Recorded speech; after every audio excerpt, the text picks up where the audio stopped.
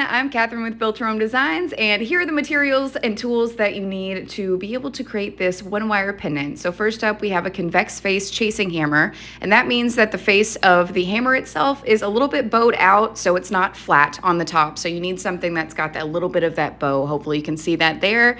Second up, we have this steel bench block, and mine's a little bit mauled. I use it all the time. You can get these in the square shape or the round shape. It doesn't really matter. It just needs to be a steel bench block. Also, you need 10 inches of 18 gauge round wire. Just to clarify, this is 18 gauge dead soft wire. Now you can use 18 gauge half hard wire, but I definitely recommend dead soft, especially if you're a newbie whenever it comes to wire wrapping and cold forging. Dead soft just tends to be a little bit easier to work with. Also, I am using a 10 millimeter round flat back cabochon. I chose a bloodstone for this particular project. Then of course we need some flush wire cutters to be able to cut off all of the excess wire that won't be needed for this project. Also, you need some chain nose pliers. I believe that's what these are called. If I am wrong about that, somebody please correct me in the comments. They're basically just standard jeweler's pliers. And last but not least, we have our secret ingredient for our tools, and that is a Sharpie-like marker. This is extremely important that you have something like this on hand. It will help you so much. All right, so now that we have all of this done, it is time to start creating. All right, so we have our 18 gauge round dead soft wire on hand, and we're gonna start by bending the wire to where the ends are even. So it's just gonna make a giant U shape essentially. Now this step is really important because you definitely want things to be continuously even all the way around, because next up we're gonna grab our secret tool and go ahead and wrap around that. So we're gonna start by sliding that onto the main part of the marker itself. You don't wanna use the cap for this. So you want to bend around it until it's a circular shape. You don't want to bend the wire so much to where it's a circular shape. A couple of times around, you want to just have that one singular circle, and the remaining wire, you want it to be pretty well even across the top. This excess wire that you see that is running across the top of the circle is what we're gonna use to twist our bail. So this part can get a little bit tricky, but once you get it going, I promise it gets better. What you wanna do is get a really nice tight grip onto those excess wires, and you're gonna just start twisting around. Like I said, this part's a little bit difficult. It's a little bit hard on your hands, but it does get a little bit easier. So we have that first twist, and we're just gonna keep going up that bail a few times. As you can see, I keep the wires themselves flat. This is extremely important in this step too, because you want the wires to twist around each other and not just one around the other. You also want to make sure that you have a really tight grip around the circular part that is wrapped around the marker itself, because otherwise it'll expand and bend and it gets really weird. So we're just gonna continue twisting this bail. You wanna repeat this twisting process about 10 to 12 times, and hopefully y'all get the hang of what this looks like at this point. I'm gonna speed this part of the video up just a bit because all we're doing is this twisting part. Again, you're gonna wanna repeat this process about 10 to 12 times, and please remember to keep your wires flat and flush during this entire process. I promise it will help you so much. So now that we are done with that portion of the twisting process, there's still a little bit more to go. Here's what this looks like so far. We need to go on to the adjustment process and also the tightening process. You'll wanna grab your chain nose pliers for this and get a really good grip on that end part of the twisted bail. So just get a really good grip on that, and you're gonna wanna twist it to tighten that down quite a bit. Notice this time that I am actually twisting the marker itself and not the pliers. This will help you out a whole bunch, especially whenever tightening the bail towards the actual circular part itself. Now during this process, your bail is gonna get a little funky and bent, but do not fret. It is quite easy to adjust. You just need to make sure that everything is nice and even and tightened down. I do not recommend speeding through this process because you wanna make sure, again, super important that everything is nice and even. Also, if you notice my bail got a little bit lopsided, you want to make sure that that is in the center of the circle itself. Also, you want to tighten it down right at the base. I'm going to speed up this adjustment process a little bit. This is about 35 seconds of content condensed down into just a few seconds. This is just to give you an idea for how long this takes. Okay, so now that we were done with that part, if you notice the wires are still flat, they are still uniform, they run pretty well flush with each other, and again, you still want to keep it that way. And here's what it looks like off of the marker. You want to make sure that everything is even and level all the way around. I've got a little bit of a bail adjustment to do really quickly. For those of you who don't know what a bail is, it is essentially just the part where the pendant hangs from the chain. Now we just need to double check and make sure that everything is even. Those excess wires are even. Also, it is very important to make sure that the circle itself is still laying flat. Checking all of these little nuances will definitely help the creative process and also create a very high quality pendant at the end. Now that we have that part complete and everything is adjusted, we are going to do a little cold forge work. But first, let's make sure that this 10mm cabochon fits in the frame as needed. Now, you want to make sure that there is space between the wire and the cabochon itself, really about 3mm on the entire circumference around it. So whenever you forge it too, it will flatten everything out and spread everything out, and it'll stretch this frame.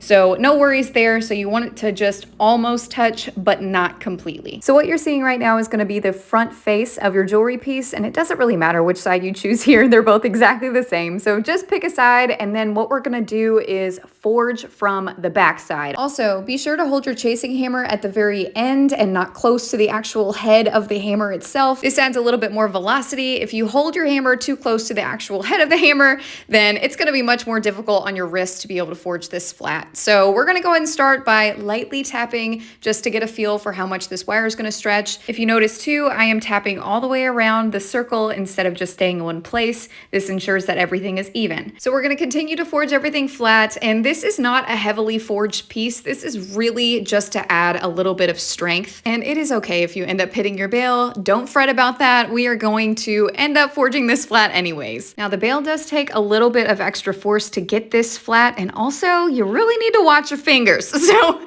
be very careful whenever you're doing this. Try only to forge the bail this time and not those excess wires. We do need to bend those, and if they are forged out in any capacity, they are very, very tough to bend. It's very natural for the wire to curve a little bit after it's been forged, and don't worry about that either. All you gotta do is adjust it, much like we did at the very beginning. Make sure that it is centered in the middle of the circle, that everything is straight, all of that good stuff. Now that we're done with the forging part, I'm gonna give you all a little close-up to show you exactly what this looks like. Again, this is not a heavy forge. This is more or less just to add some strength to your wire. Now that we're done with forging, we're gonna move on to refining, and I totally forgot to add this to the list of supplies that you need, but this is just a 400 grit sanding pad. You can use regular sanding paper if you'd like. You can swirl it around, fold it in half. It doesn't really matter as long as you're really getting in there to take care of all of the nicks that had happened through the forging and the adjusting process. All right, this looks great. So we're gonna move on to the next thing. You'll need your chain nose pliers for this part, and basically what you're gonna do is use the very tip of your pliers and really just grab onto the wire very close to the bail. Like I said, the very tip, hopefully you can see that, and you're gonna wanna bend it up, and you're gonna want it to run straight as well. And we're gonna end up doing the same thing to the other side. And basically you want these wires to run parallel with each other. Again, make sure that your wires are straight, kind of check it out all the way around. You wanna make sure that nothing's bent, including your frame, and then everything lays completely flat. This is what it looks like. On to the rest. Now we're gonna make our bail. So what you wanna do is get a good grip on that little circle, get a good grip at the base, I guess you would call it, of the twisted bail, and really just start bending back. You don't want to bend it all the way quite yet because we still have one more step that is gonna help secure your stone. But just make sure that it's rounded, that you're not going straight down. It takes a little bit of finesse, if you will, but just be patient with yourself. Here's a little zoom in, that way you can see that a little bit better. And you're gonna go ahead and grab your chain nose pliers. And we are actually going to flip these back wires up just a touch. So you're gonna grab it right where the bend is and just pull back. You're gonna wanna pull back at about a 45-degree angle. Gonna do the same thing on both sides. All right, perfect. So just those wires a little bit, and here's what this looks like. Like I said, it's about a 45-degree angle, and this is gonna help make sure that your bail and back wires are laying flush, so that way your stone sits in nice and snug. So we're gonna finish up this bail, keep bending back a little bit.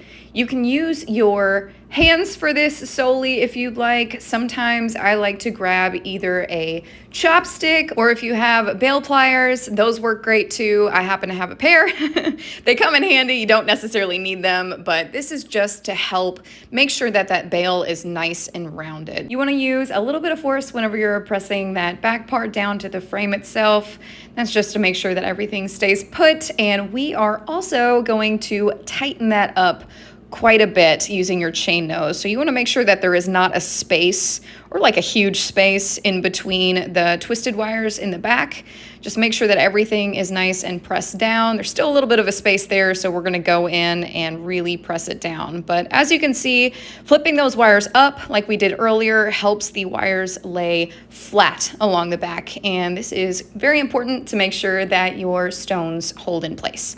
Everything looks nice and even here, so we're going to flip this over to the back side, get a really good grip on it, and we're going to flip these wires towards the front at about a 90-degree angle on each side. Make sure that these wires too across the front are also parallel. It takes just a little bit of adjusting, not that big of a deal. Just remember to adjust throughout this entire process. Everything looks great. It's nice and even and symmetrical, so we are going to secure these wires to the frame. So grab the tip of one of the wires and start rounding it down. Now this takes some time. It is quite tedious. It seems like a super easy process, and it is and it isn't. So you want to round it through, because obviously you can't pull it straight down. It will not go through that little hole. But you want to round it down through the center, as you can see here, of each of those wires, and just keep rounding it out. Again, this is a tedious process. I'm going to leave this speed as is, so that way you all can get a feel for how long this takes. Just keep rounding it down, and as you can see, I am straightening the excess wire as I go along too. This will help you in the long run.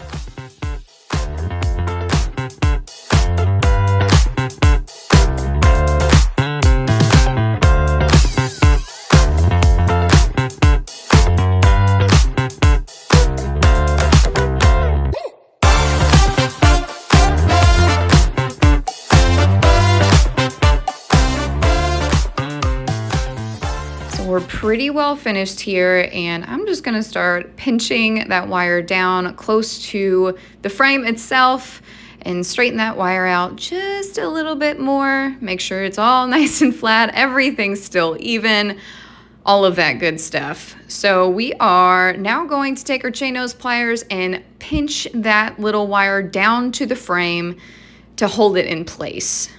You want to do a pretty good little grip on this, and then we also need to flip this wire all the way around. So straighten it out a little bit, and we're going to go ahead and flip that wire to where it runs flush with the frame itself. We're going to want to tighten it just one more time at the very least to make sure that that really is secure to that frame. If you don't go through and tighten, that part of the work you just did really will swing around the frame and it will not be very secure. So you want to make sure that that is extremely secure. That looks really good. Everything's still even and nice and straight. All right, that completes part 1 of this tutorial, and we're going to finish up this little in part 2. See you there.